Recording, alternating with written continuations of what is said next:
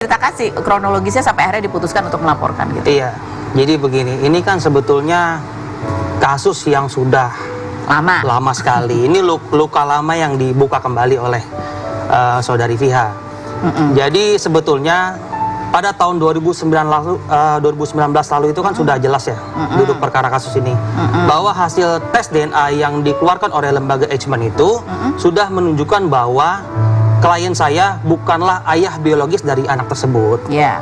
Nah, pada saat itu Densu berbesar hati untuk memaafkan. Yang penting saudari Fiha itu mau berstatement di publik, karena kan dia yang mulai. Dia berstatement bahwa ternyata memang ini bukan anak dari saudara Denny Sumargo. Nah, cuma beberapa hari lalu ternyata dia coba ungkit-ungkit lagi, seolah-olah dia meragukan hasil dari lembaga yang sangat kredibilitasnya sangat tinggi ini.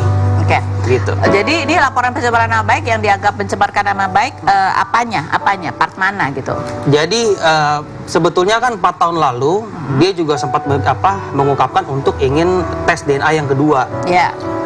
Karena dia menganggap seolah-olah ini ada manipulasi atau ada keraguan atas hasil tes tersebut.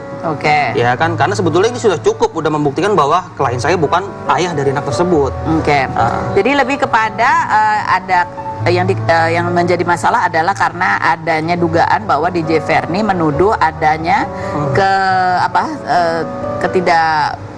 dia ada keraguan. Seolah-olah klien saya membuat manipulasi atas hasil itu.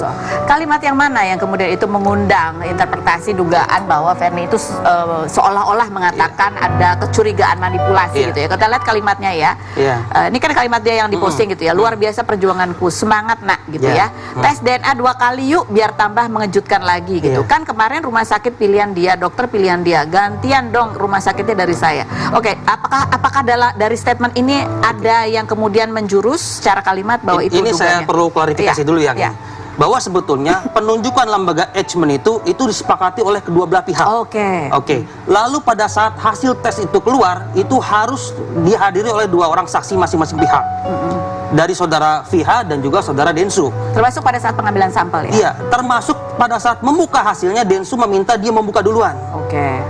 Ternyata dia terkejut dengan hasilnya. Gitu. Nah, ini kan sebetulnya pengulangan atas statement dia 4 tahun lalu.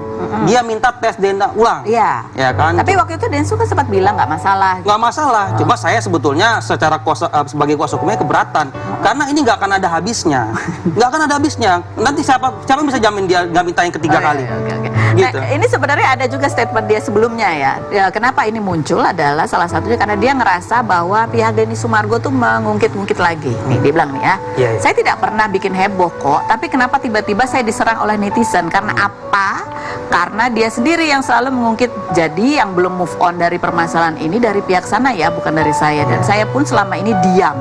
Tapi setiap manusia punya itu alasan dia gitu. Klarifikasi gimana? Jadi sebetulnya di dalam ini kan dia membahas soal yang podcast itu sama Dr. Richard ya. Jadi sebetulnya pada saat itu dia hanya ingin menunjukkan bahwa kebesaran hati Densu lah, ya kan, untuk menyikapi sebuah masalah tidak seharusnya bisa juga diselesaikan secara damai, ya kan. Dia tidak menyebut spesifik juga, dia cuma mencontohkan ke kawannya itu bahwa bisa diselesaikan secara baik-baik. Nggak menyebut spesifik juga, cuma ini dia kaitkan dengan tes DNA ulang yang tidak ada korelasinya.